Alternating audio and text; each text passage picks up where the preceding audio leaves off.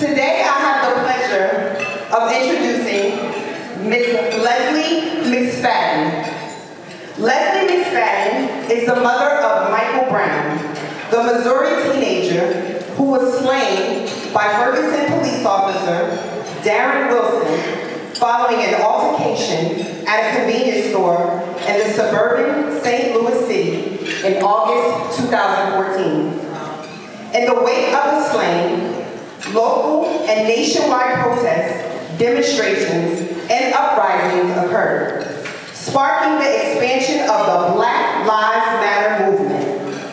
Following the Ferguson uprising, McSpadden made numerous media appearances speaking candidly and vocally on her mistrust for police and government officials and advocating reform, including the resignation of the Ferguson police chief, mayor, and Missouri Governor Jay Nixon.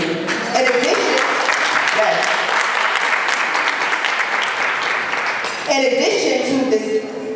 addition to the disbanding of the Ferguson police force, she marched in Selma, Alabama in March 2015 to commemorate the 50th anniversary of the Voting Rights March. It is my honor to introduce to you to the stage, she's on the stage, Lezley McSpadden and Modi from KIPP, New Jersey. Or you are, what is the right way, what is the wrong way? But what we're seeing play out throughout the world with these unarmed killings of kids as young as 12 years old, like Tamir. What did she do wrong as a parent? Why are we deeming any of the parents look at the person and hold them accountable for what they did? That's still a person, that's his job, he chose that job, and he didn't do it right. So, where's the booklet on being a parent? Because being a police does come with protocol. Being a parent is, where's the booklet on it? We just try our very best. And we try to protect our kids, and we teach them everything that we know, and we instill some things that we've never did that we want them to do right. But I don't think there's any right way or any wrong way. But there is a protocol on being a police officer. And so, Lezley, when you talk about your voice and using that voice and charging us with using our voice, if you can talk to us a little bit about the process, the aftermath of the killing of your son. What was that process like? How can you begin to fathom what that looks like and feels like? Because I can only imagine the strength that you have to be here with us now. If you can share a little bit about your story, about the aftermath of your journey to heal. I'm still on the journey now. It's not something that goes away ever. Wednesday will be 3 years that my son has been deceased. And this is probably the most vocal I've ever been. What I had to do was, I depended on so many people that came around and telling me that I would do justice for my son. Some of those very people that she named, the governor, the prosecuting attorney, our attorney general, president. And November 24th, I did not get justice for my son. I waited over 100 days and an hour and 45 minutes for the Department of Justice to give me an answer. And it took them 3 minutes to tell me that they were not going to indict him. I was mad. I was angry. Because from the moment I stepped foot on Canfield to see my son covered in sheep, I did everything they asked me to do. Everything. And for you to give me a broken promise and expect me to not feel any kind of way was the hardest thing that it was out of hand for me. I couldn't handle it. But I knew in that moment that I couldn't depend on the person. I had to give it to God. I had to lean it more into God. And I didn't question him, why do you buy my son? But we'll never know the reason why. And that was his son before he was my son. I'm his daughter, you're his daughter. And I had to accept it. And I also know that the fight is not given to the swift. What a way just God can do it to me. And being around other women who have went through this before me was empowering to me because they helped me understand what this journey is going to be like. And what I didn't know, they were able to explain to me and point me in the right direction to get the help that I need to deal with my emotions and my anger, which helped me know what steps I need to take next. But I let God be my God. I'm on a mission right now. I had plans for a whole lot of things. The plans was gone. He got my plans set for me. And I'm just walking right now in his purpose. He blessed me this morning by waking me up, and I thank him for that.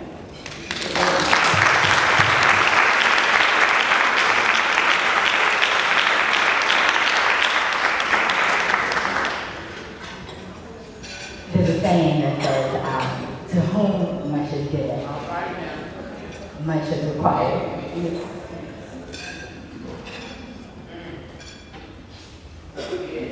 And listen, you have done some things since the killing of your son.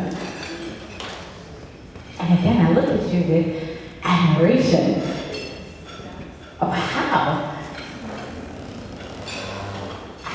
do you do this? And if you can talk about some of the things that you have started, some of the things that you have done to be that voice for Michael.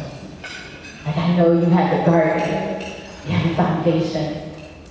You can talk about that legacy that you want to continue for the son.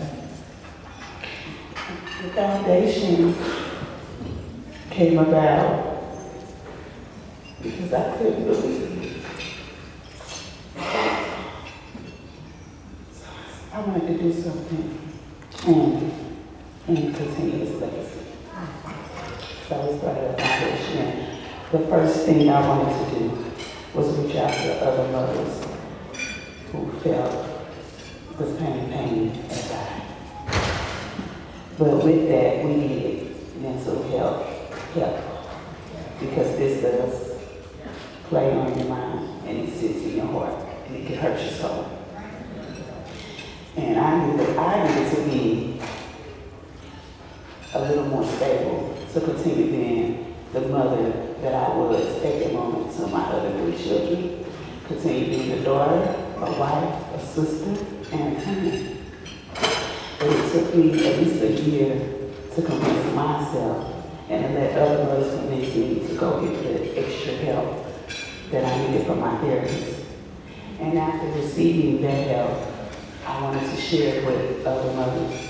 And it's a costly thing, but we got some people to give their time for free because they saw how important this work was.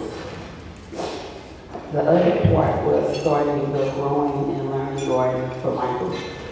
My son had hypertension at a young age, 14. He had an enlarged heart and he had astigmatism. He ended up in ICU twice because, as we know, hypertension, high blood pressure is the silent killer. So I had to learn foods all over again for him and what the proper foods were to feed him and how to get him back on track. Although it didn't hurt me to watch my son be in pain, it bothered me so bad, when I would take him to the hospital, I would just cry and doctor would say, you're in the right place, you're doing the right thing, but it's like, what else can I do right? I want him to be okay.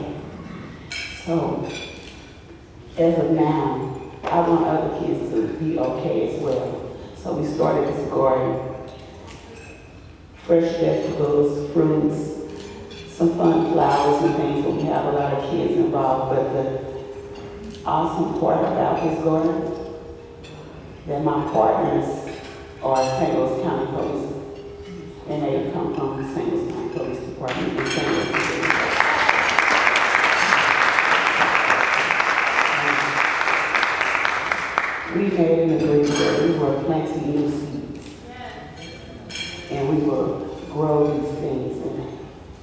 that everything will go in a new direction because we're planting new seeds.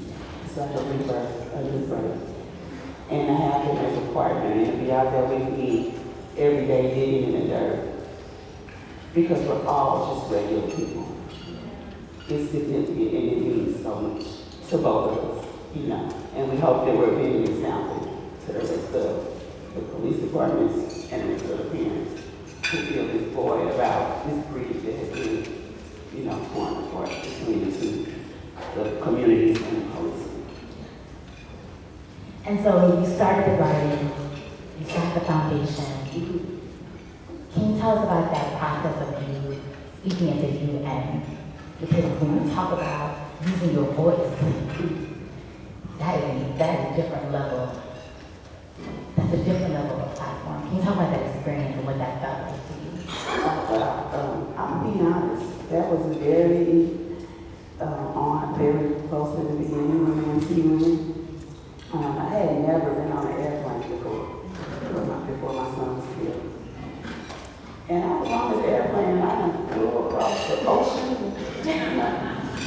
And so I didn't think about any of these things till after when I came back home and stuff. But when we were there, they were very surprised at what was going on in America. They deemed my son's killing as torture. There was so many other parents and people there to speak about the racism and the prejudice that we face here. But Michael's name was mentioned more than 3 times throughout the UN Convention.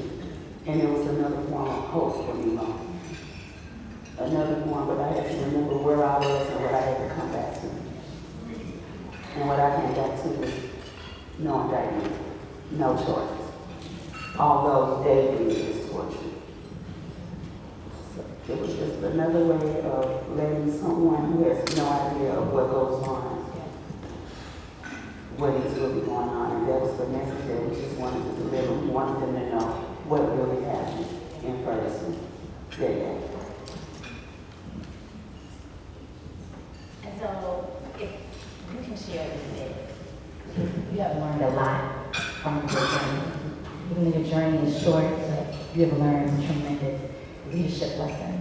And so what New Jersey Parent Summit, the main mission and goal is to unite communities and families so that they can make a difference in their own schools and their communities.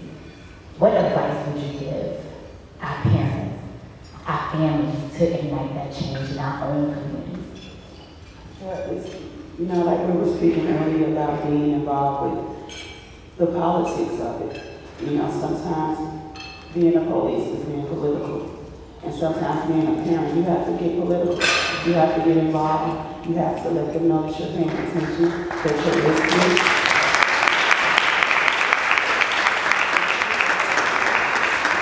You don't have to be a politician, but it does get political. And you just have to show up. I even went to Jefferson City and testified for SB 628, which is body cam. And I know a lot of people feel a way about the body cam and the camera footage, and it does nothing, but it does do something. It does a lot. It tells the truth. It tells the truth because they will try to cover up, they will try to edit, they will lie, but it tells the truth. And there was no camera there when it happened to my son. But there were over 60 witnesses, and they still did not take their statements. They took false statements. They took his statement. My son couldn't get a statement. But 60 people spoke for him, and they still were not accepted. So I feel, and I still feel that the camera is so important. Whether the justice comes right away from the camera, you still have the truth to rely on. And right now we're looking at a case that happened over 5 years ago, but there was a camera, and someone finally gave up the video. And now we're able to see that this officer went into his vehicle, used his personal weapon, killed this man. He used profanity to say what he was about to do to this man. But before this, they only had his word to go off on, and the prosecuting attorney. But she's now left office and she had this CD the whole entire time. So she's just as guilty. And that's another thing that we have to stop them from doing, because they strip us naked when it happens. And we have to find our way all over again, but they get to walk away with their 401k, their service pay, their pension. But they're just as guilty as the officers that they're trying to protect and keep from, doing jail time, which we know we'll never see that. But the question is why? You're a person just like me. Would it be any different if I had on a uniform and I shot someone of another race and I used that statement that I feel for my life? Because right now I'm home in St. Louis, I still fear for my life.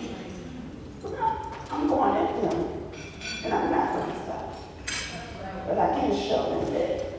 That scares me. I can't.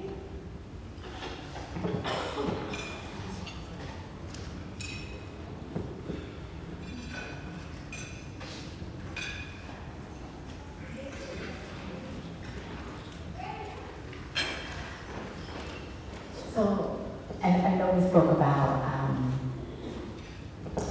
the voice with our families and our communities. What would you say?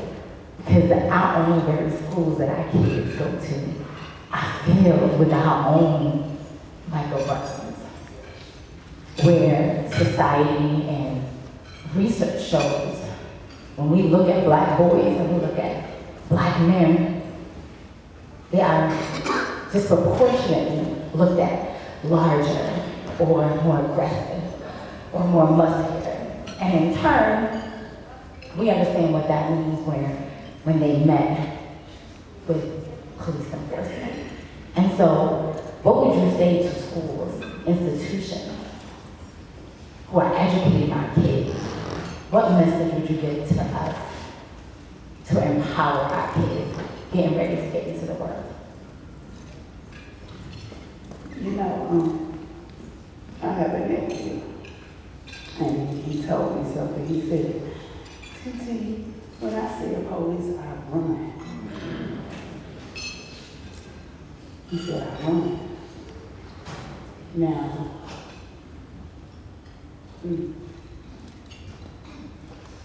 I asked him, I said, "Well, why do you run?" He said, "Because I'm scared of them, and I don't know what they'll do." I said, "Well," his name is MJ. I said, "Well, MJ, you don't have to run, and I don't want you to be scared, and I have to be careful with how I say things to kids because he saw his cousin run because he was scared, but the outcome was just devastating for them because they were there that day. But instead of staying on that message that he saw, I redirected and let him know that you can be one of those officers and you can do it the right way. Those officers are making these jobs hard for other officers. There are officers out here, I was just in Jersey 2 weeks ago, and they were dancing with us and laughing and joking. They want to be the ones to get it right. And so one of the questions asked, who is your role model and why?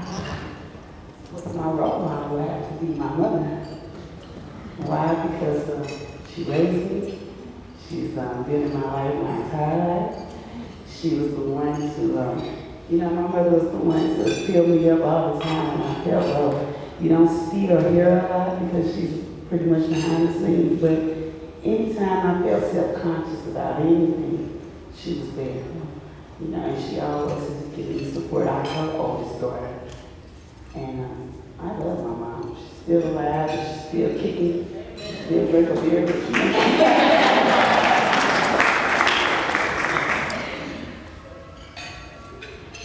What do you hope your legacy will be? I never thought about it. I never thought about it. I never thought about it. If I could leave a legacy, if I can inspire anybody, if I can do anything right in your eyes, thank you. You know, and I'm willing to share anything and everything. I've always been like that. I have one sister, so I've always wanted to share everything I had with her. And along this journey with other mothers, and it happens to them after my life, it's like I look at them and I hurt for them just as much. But I want to be able to give them insight into this journey and who I know is genuine and who's going to really be there. And other people who just follow the wayside. But I never thought about my legacy. I'm more involved in my kids' legacy and filling them up to be great even after what we've been through. And I know your daughter just went off to college. She leaves August 16th, TSU. Yeah.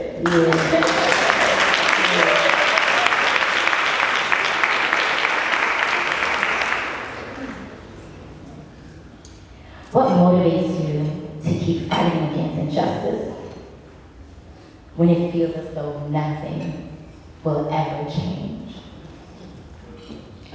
It's kind of like the last statement, when you see it happen over and over and over again, and you see them take the family through what they call a due process.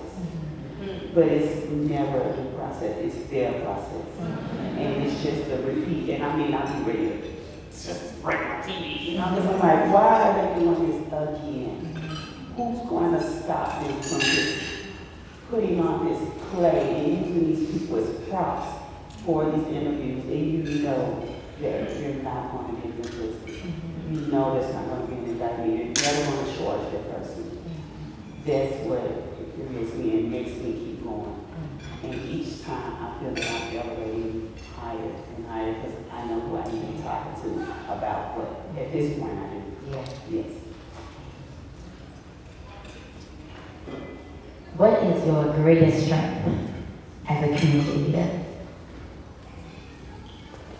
I don't know. I like to ask the community.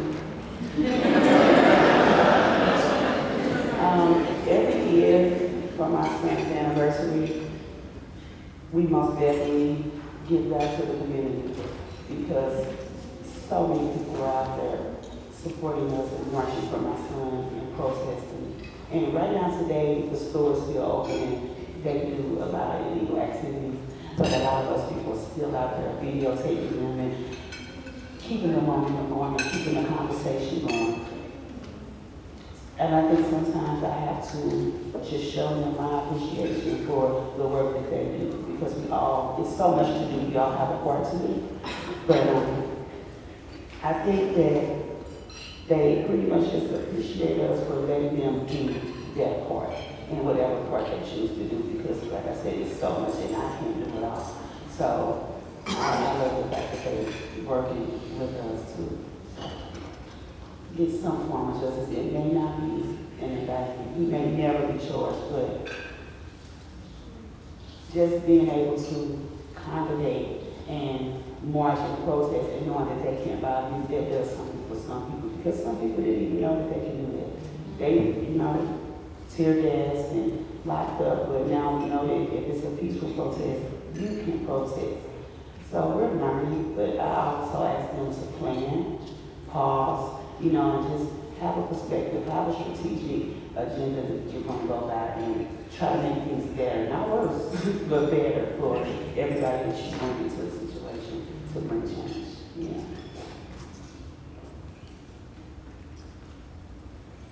Who are some of the people that are your go-tos when you are feeling low, pick me up? Like, who are those people that push you and make you continue going? Well, the first person that I would call would be my therapist. And I would let her know how I feel. And she would come back with a response. It might work, and it might not. And after her, I may call my mother. And after her, my father, because I always make me laugh. We actually have the same name, Lezley McSpadden. And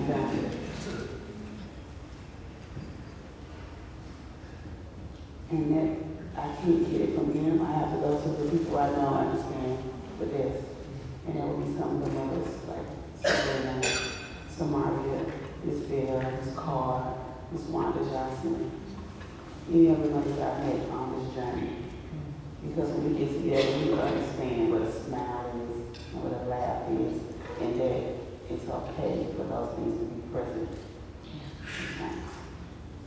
And if we go to one of the last questions, the last two questions, if you can talk about the process you went through when you wrote this book, how did you feel when you completed it?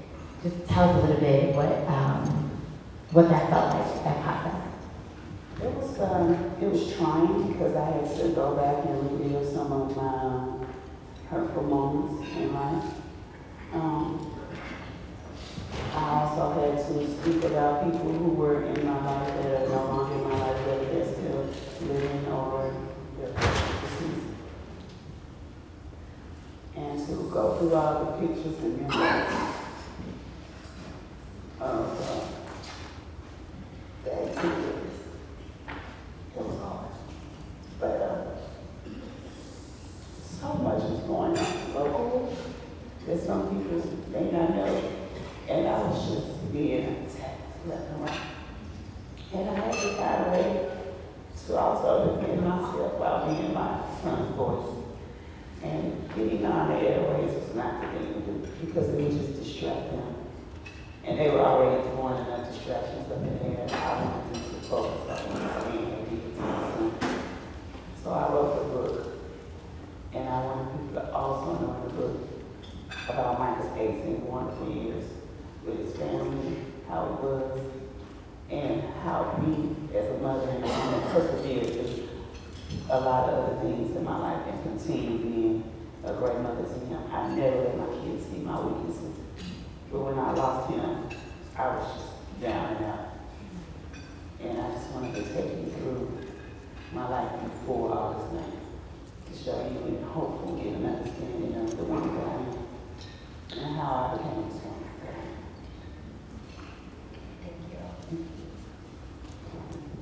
If there were one or two things you'd have everyone in this room to do to mobilize, to make real change that you talk about, what would they do? Just get involved. You have to get involved, and like you said, there's so much to do. You find your part to do. And even if this hasn't affected you directly, it should have affected you some kind of way to continue seeing these black bodies unarmed lives. You have to get involved. I would ask you strongly, please do, even if you did a tweet every now and then, a post, just be involved, say something, you see something, you say something, and do something. And continue to believe in our Lord and that He has the final say. But faith without work, it doesn't work. We have to be vocal, we have to be busy, and we have a lot to do. You do.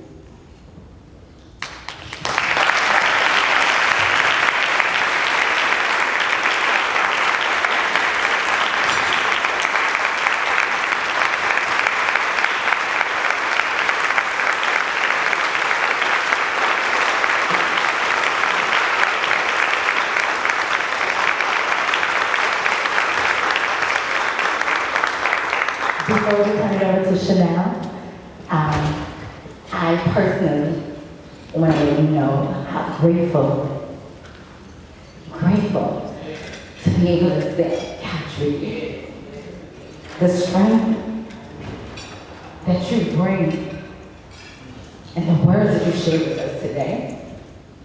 You know when that question asked me, what is your greatest strength as a community leader? I want to be like, this right here is strength. Being able to come from the darkness and be able to sit right here and tell us that we can continue to keep pushing for our kids, because our kids deserve more. And as I was getting time with you, and I had to close with a quote from Maya Angelou, because to get centered in your strength and your courage. My angel, you may encounter many defeats, but you must not be defeated. In fact, it may be necessary to encounter defeats so you know who you are, what you can rise from, how you can still come out of it. And so I want to say thank you, Lezley.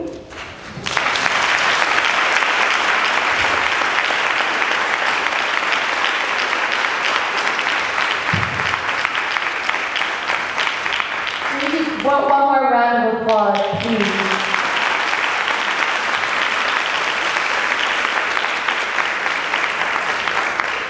Can we just in unison say, Lezley, we're with you.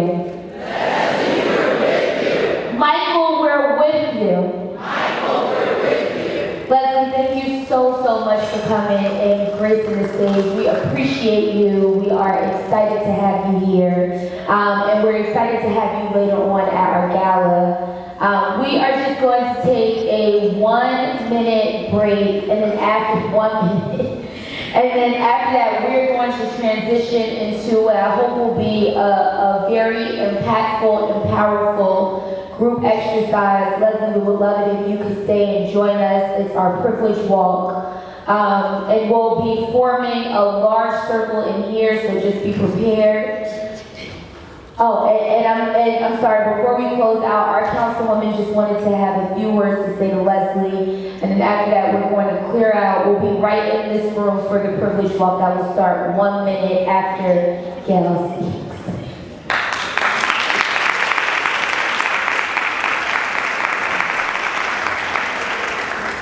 Good afternoon, everyone. It is my honor and pleasure to be here amongst all of you, and I hope you take away from this particular conversation that, and there's always been said in our communities and everywhere, the worst thing for a woman to have to do is bury a child.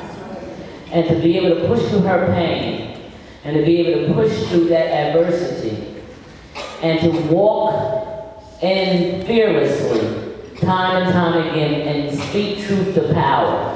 Anyone who's cowering in the corners and scared of losing a job, or scared of how somebody gonna talk to you or say something to you, look at this image. Because this is a Sojourner Truth, this is a Harriet Tubman, this is a Dr. Martin Luther King, this is a Malcolm. This is who this person is. And when she is telling you that if she can do that through pain, you can do it through discomfort. You can do it through somebody not liking you. I just want to say one last thing. You said you're going to run for council. Please make sure that everyone gets your address for your elect fund. Because what we need to make sure is we give her the money to help her run.